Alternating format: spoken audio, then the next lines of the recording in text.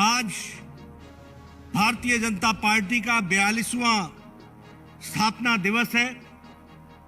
यह हम सब के लिए बहुत ही खुशी का विषय है और ये हम सब के लिए सुअवसर है जब भारत के यशस्वी प्रधानमंत्री, जिन्होंने इस भारतीय जनता पार्टी की यात्रा में अपने जीवन को लगाया है और जिन्होंने हमारा मार्गदर्शन किया है, ऐसे यशस्वी प्रधानमंत्री जी का हम सबको मार्गदर्शन मिलेगा, संबोधन मिलेगा। मैं अपनी ओर से और आप सभी करोड़ों कार्यकर्ताओं की ओर से उनका हार्दिक अभिनंदन करता हूं, स्वागत करता हूं। मैं आज के इस सुअवसर पर आदरणीय प्रधानमंत्री जी से निवेदन करूंगा कि वो हमारे करोड़ों कार्यकर्ताओं को जो बूथ स्तर तक आपके साथ डिजिटल माध्यम से जुड़े हैं, उनको आप संबोधित करें और उनको आप मार्गदर्शन करें। उनके लिए मैं आपको पुनः आमंत्रित करता हूं। नमस्कार।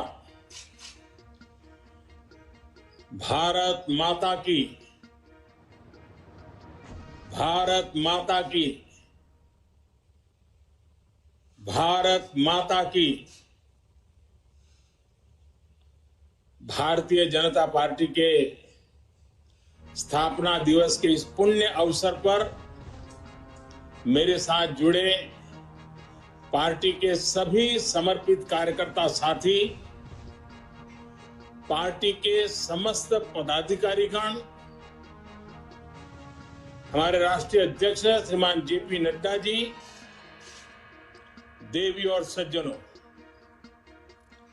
आज नवरात्रि की 5वीं तिथि भी है। आज के दिन हम सभी मां स्कंद माता की पूजा करते हैं और हम सब ने देखा है, मां स्कंद माता कमल के आसन पर विराजमान रहती है और अपने दोनों हाथों में कमल का फूल थामे रहती है। मेरी प्रार्थना है कि मां स्कंद माता का आशीर्वाद देशवासियों पर, भारतीय जनता पार्टी के प्रत्येक कर्मठ कार्यकर्ता पर, प्रत्येक सदस्य पर हमेशा बना रहे। मैं देश और दुनिया भर में फैले भाजपा के प्रत्येक सदस्य को बहुत बहुत शुभकामनाएं देता हूं। कश्मीर से कन्याकुमारी, कच्छ से कोहिमा तक भाजपा एक भारत श्रेष्ठ भारत के संकल्प को निरंतर सशक्त कर रही है। श्रद्धेय डॉक्टर श्यामा प्रसाद मुखर्जी, पंडित दीनदयाल उपाध्याय जी, अटल बिहारी वाजपेयी जी, राजमाता सिंधिया जी, कुशाभाऊ ठाकरे, सुंदर सिंह जी भंडारी, अनेक महापुरुष, ऐसी अनेक विभूतियों ने, जिन्होंने जनसंघ से लेकर भाजपा तक इस पार्टी के निर्माण में खुद को खपा दिया। मैं उन सब के चरणों में नमन करता हूं। साथियों, इस बार का स्थापना दिवस 3 वजहों से बहुत महत्वपूर्ण हो गया है। पहला कारण है कि इस समय हम देश की आजादी के 75 वर्ष का पर्व मना रहे हैं, आजादी का अमृत महोत्सव मना रहे हैं। ये प्रेरणा का बहुत बड़ा अवसर है।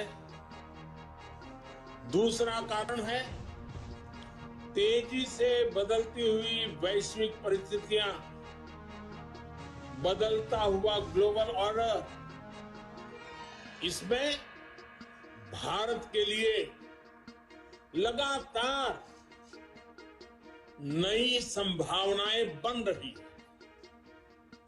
तीसरा कारण भी उतना ही अहम है। कुछ सप्ताह पहले 4 राज्यों में भाजपा की डबल इंजन की सरकारें वापस लौटी है। 3 दशकों के बाद राज्यसभा में किसी पार्टी के सदस्यों की संख्या 100 तक पहुंची है। यानी वैश्विक दृष्टिकोण से देखें या राष्ट्रीय दृष्टिकोण से देखें, भाजपा का दायित्व, भाजपा के प्रत्येक कार्यकर्ता का दायित्व लगातार बढ़ रहा है। इसलिए भाजपा का प्रत्येक कार्यकर्ता देश के सपनों का प्रतिनिधि है, देश के संकल्पों का प्रतिनिधि है। इस अमृत काल में भारत की सोच आत्मनिर्भरता की है, लोकल को ग्लोबल बनाने की है, सामाजिक न्याय की है, समरसता की है। इन्हीं संकल्पों को लेकर एक विचारविद के रूप में हमारी पार्टी की स्थापना हुई थी। इसलिए ये अमृतकाल भाजपा के हर एक कार्यकर्ता के लिए कर्तव्य काल है। हमें देश के संकल्पों के साथ निरंतर जुड़े रहना है, उनके लिए जीना है, उनके लिए जूझना है, देश के लिए खुद को खपा देना है। साथियों, एक समय था जब लोगों ने यह मान लिया था कि सरकार किसी भी आए, लेकिन देश का कुछ नहीं हो पाएगा, निराशा ही निराशा थी। आज देश का एक एक जन गर्व से यह कह रहा है कि देश बदल रहा है, तेजी से आगे बढ़ रहा है। आज दुनिया के सामने एक ऐसा भारत है जो बिना किसी डर या दबाव के अपने हितों के लिए अड़िग रहता है।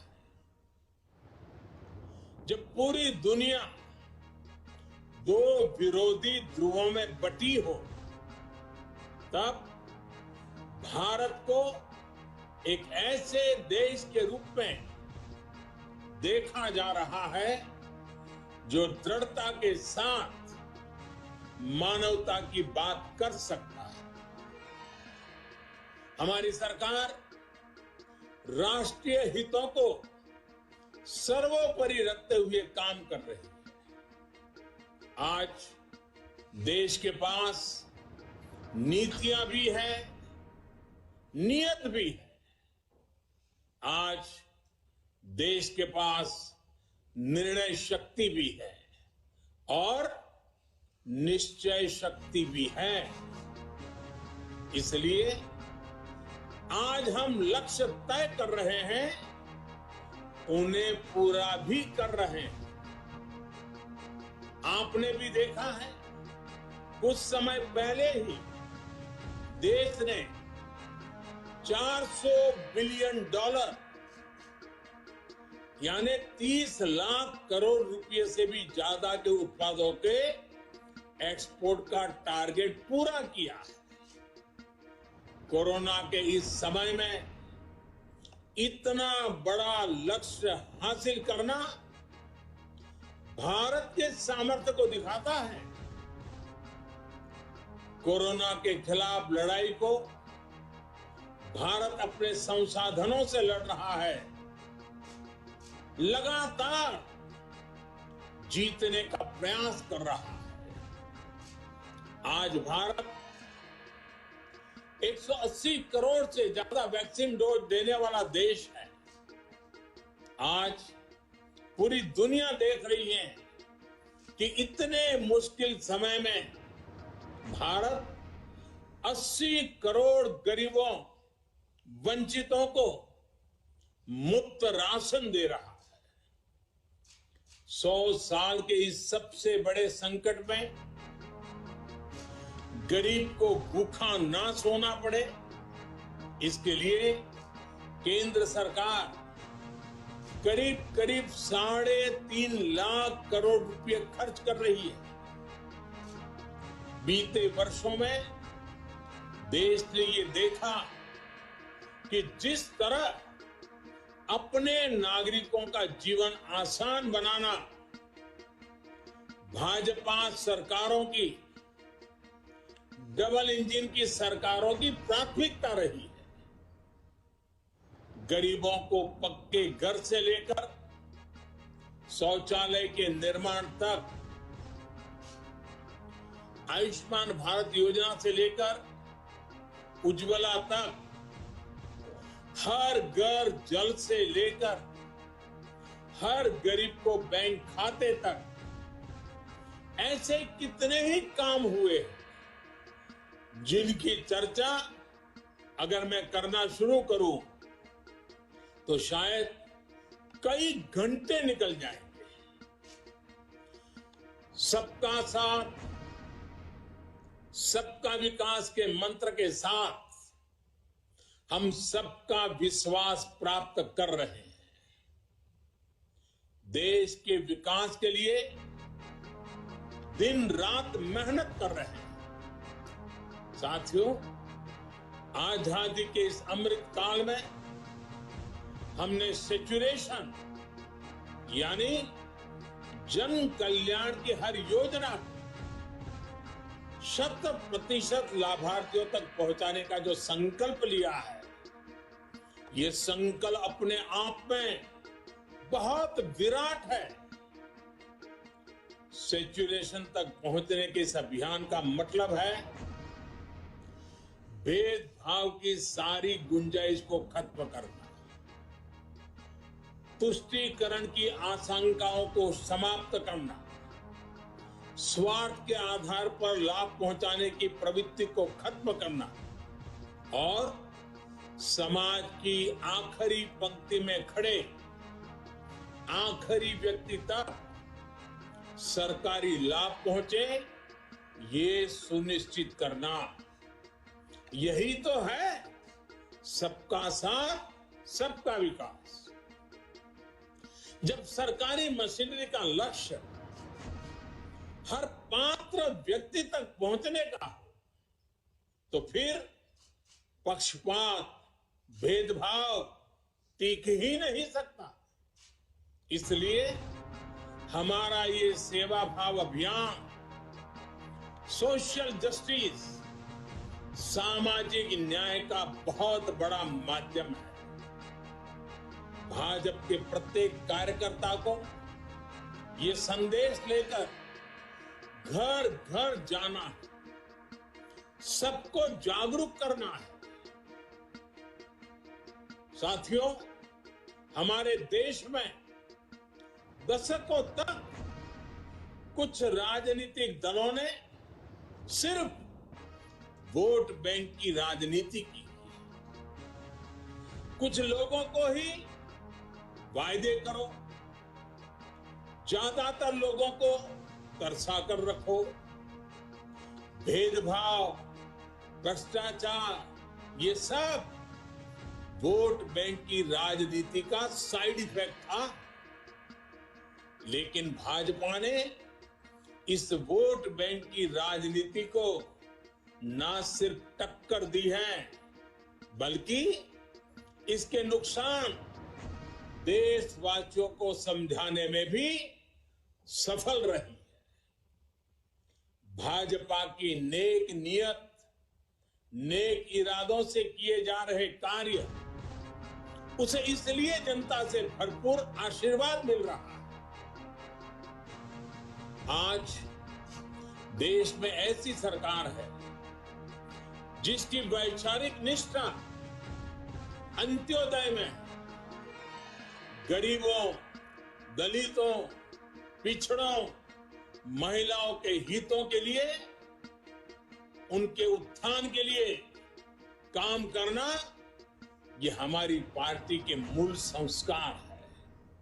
इसलिए आज दलितों, पिछड़ों, आदिवासियों, किसानों, नौजवानों के साथ ही जिस तरह महिलाएं भाजपा के पक्ष में मजबूती से खड़ी हुई है, वो अपने आप में एक नए युग की ताकत का प्रतिबिंब है। पिछले कई चुनावों में हमने लगातार देखा है, भाजपा का विजय तिलक करने के लिए सबसे आगे हमारी माताएं बहनें आती हैं। ये केवल एक चुनावी घटना भर नहीं है, एक ऐसा सामाजिक और राष्ट्रीय जागरण है जिसका इतिहास में विश्लेषण किया जाएगा। देश ने महिलाओं को नए अधिकार दिए, सुशासन और कड़े कानूनों से उनमें सुरक्षा का भाव पैदा किया। महिलाओं के स्वास्थ्य की चिंता से लेकर उनकी रसोई की चिंता, गैस, बिजली, राशन की चिंता, इनके जरिए देश ने उनका जीवन बदला है। आज देश की नारी शक्ति के भीतर जो आत्मविश्वास पैदा हुआ है, आर्थिक फैसलों में उनकी जो सहभागिता बढ़ी है, वो भारत के भविष्य को दिशा दे रही है। देश के विकास में महिलाओं की भागीदारी बढ़े, उनकी सक्रियता बढ़े, ये विश्वास बढ़े, ये हमारा बहुत बड़ा दायित्व है। साथियों, हमारे लिए राजनीति और राष्ट्रनीति साथ साथ चलते हैं। हम राष्ट्रनीति से राजनीति को अलग कर करके चलने वाले लोग नहीं हैं, लेकिन ये भी सच्चाई है कि अभी भी देश में दो तरह की राजनीति चल रही है। एक राजनीति है परिवार भक्ति की और दूसरी है राष्ट्र भक्ति की। केंद्रीय स्तर पर अलग अलग राज्यों में हमारे यहां कुछ राजनीतिक दल हैं जो सिर्फ और सिर्फ अपने अपने परिवार के हितों के लिए काम करते हैं। परिवारवादी सरकारों में परिवार के सदस्यों का स्थानीय निकाय से लेकर संसद तक में दबदबा रहता है। ये लोग भले ही अलग अलग राज्यों में हो, लेकिन परिवारवाद के तार से जुड़े रहते हैं।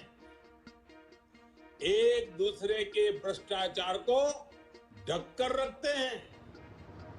बीते दशकों में इस वजह से देश का बहुत बड़ा नुकसान हुआ है। इन परिवारवादी पार्टियों ने देश के युवाओं को भी कभी आगे नहीं बढ़ने दी। उनके साथ हमेशा विश्वासघात किया है। और आज हमें गर्व होना चाहिए कि आज भाजपा ही इकलौती पार्टी है जो इस चुनौती से देश को सजग कर रही है, सतर्क कर रही है। पहली बार भाजपा ने ही इसके खिलाफ बोलना शुरू किया और इसे चुनावी मुद्दा भी बनाया।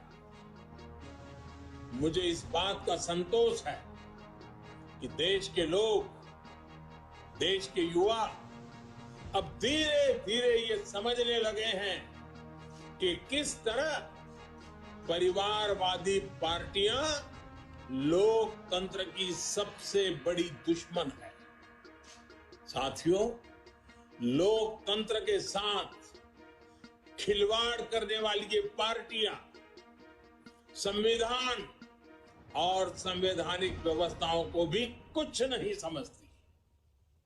ऐसी पार्टियों से आज भी हमारे कार्यकर्ता अन्याय, अत्याचार और हिंसा के खिलाफ लोकतांत्रिक मूल्यों के साथ लड़ रहे हैं। इनमें से कई कार्यकर्ताओं को अपना बलिदान तक देना पड़ा। हम सब हमारे इन कार्यकर्ताओं के परिवारों की पीड़ा में शामिल है।